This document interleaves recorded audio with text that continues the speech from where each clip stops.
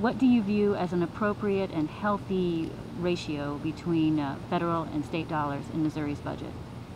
Well, that's something that's going to continue to be in flux. In the last couple of years, the stimulus money that's come out of Washington has helped the state budget be balanced. Ultimately, that's what we've got to have in every state is a balanced budget, and fortunately Missouri has been in a bit better position than some of the other states in that. Over time, I think that's going to get back into its normal ratio with less federal money than state money, but at the moment the federal money is what's helping the budget get balanced. If the vote were taken today, would you vote for the American Recovery and Reinvestment Act? Well, the stimulus act that you're referring to was something that at the time was about really helping folks throughout our country. In Missouri, we got 2.2 million people in our state got tax cuts because of that. People forget that. That was a big piece of that, and it's also done a lot to help the state be able to balance its budget, keep cops on the street, keep teachers in the classrooms. So I don't think we need that today, but at the time there was a strong argument that we needed it. Thank you. Would you vote to end farm subsidy programs?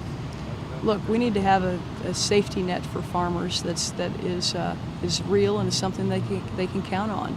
We don't need to continue outrageous subsidies, but there does need to be a safety net for farmers. I still run our family cattle farm. I understand the volatility of these markets, particularly on the crop producers, and so it's not time to pull the rug out from under them as they take very risky steps to continue to try to feed our nation. To what extent do you believe that in an enlightened democratic society, the citizenry should be bound by any type of financial and social commitment to support the greater good of all Americans? Well, look, I think that's fundamental to the American way of life. We have all kinds of things that we understand that there are some of us that are going to do very well and others that are going to need help in our society. But there are things that we collectively know we need, and whether it's a public education system that's good and accessible to everybody, whether it's an infrastructure system because that benefits all of us but also benefits commerce, whether it's national security that's not something that people take on their own, but we have to collectively decide is important for our country. So there are all kinds of things that I think are fundamentally at the core of what we are as Americans, that we understand that we're all in this together. And finally, how would you assess today's political culture in D.C.? How would you be a productive representative for Missouri within this framework, and how will you measure your own success?